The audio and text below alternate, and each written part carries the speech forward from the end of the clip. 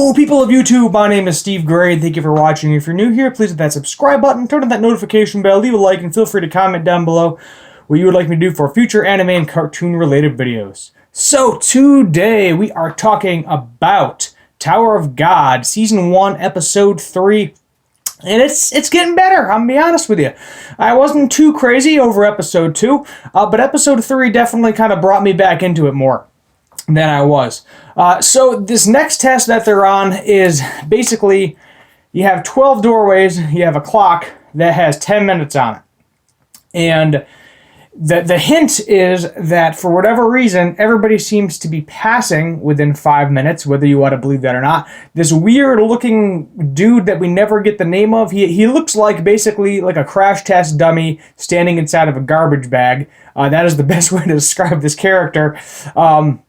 He goes around like giving hints to people because one of the rankers wanted to see what would happen, to see if more people would fail, more people would pass. So he's basically changing the test and manipulating it to his own will, which is pretty neat.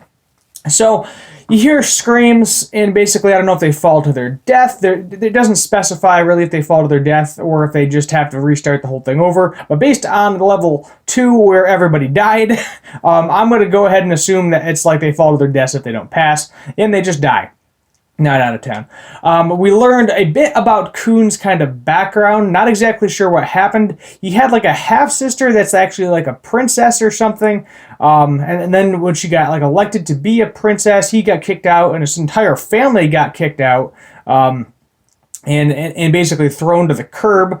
So not exactly sure what's going on over there. All he says is he doesn't want to talk about it. There's a possibility that his like half-sister's eyes got stolen or something, because they were talking about protecting eyes, or maybe it's just a look. It could just be a look too, kind of like a gleam for like another person. You could say like Bam has it for Rachel. He has Rachel in his eyes. This is basically what Khun ends up seeing in Bam, which I thought was kind of interesting. So not exactly sure what's going on with that. There was like rumors that, him and her lovers or whatever, some creepy nonsense Game of Thrones crap going on in the background. But we don't really get clarification on anything and what actually happened. And I'm sure we'll get some further clarification of Khun's background later on. Bam actually didn't really do a lot during this episode. He was just kind of there along for the ride. And basically, how you passed this test was you just had to open any door in the 5 minutes and you pass. So a lot of people, you hear the 5 minute thing, they're like, I have to choose the right door, it's got to do something with the clock, all this other stuff. But the key is, it doesn't always have to do about thinking, it has to do about instinct. And Rock is actually R-A-K, Rack. He's actually the one that got through the door with a second to spare, pretty much. He was just like, okay, I'm going through this door. I am bored with this. He was going crazy, running around for 5 minutes.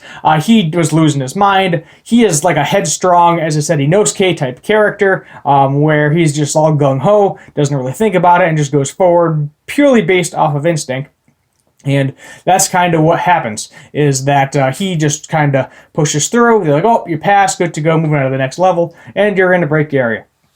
So who knows what's going on there. Meanwhile, we get a little bit about backstory, and we find out that most likely Rachel, because we are led to believe that it's Rachel, she is in a group of 3. She, for whatever reason, it took her a while to complete the test, I think is what's happening. And she was the only group of 3 out of like 30, they killed everybody else like instantaneously, which apparently was bad.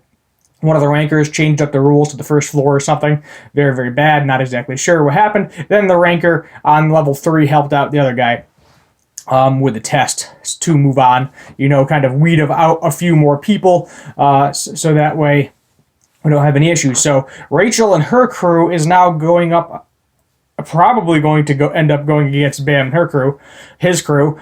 We haven't really figured that out yet. Probably going to be something second episode. Most likely Bam is going to be like, no, I do not want to participate, because that would mean either Rachel doesn't get to see the stars, or I do not get to see Rachel again, really. So I'm guessing they're not going to participate in what's called the crown game. And basically the idea is you have a team of 3. One person sits in a chair with a crown on their head, And they basically have to defend the crown every single round, and if they defeat everybody, they actually win the whole shebang. They get to go to the top of the tower.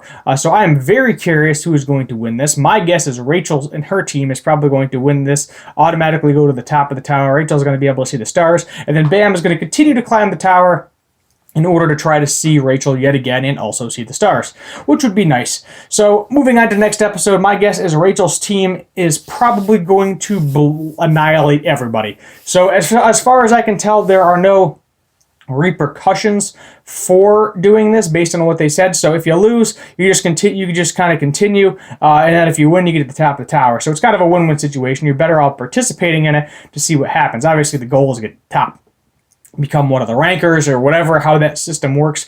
There is some sort of princess system. No idea what's going on with that. Hopefully we get some further background knowledge as the episodes go on. But who knows right now? All I know is something to do with princesses. So there's some sort of hierarchy going on here where there's probably like a king, something along those lines. And we'll just have to wait and see what happens with that. We learn that I am going to grab my laptop charger because it's dying.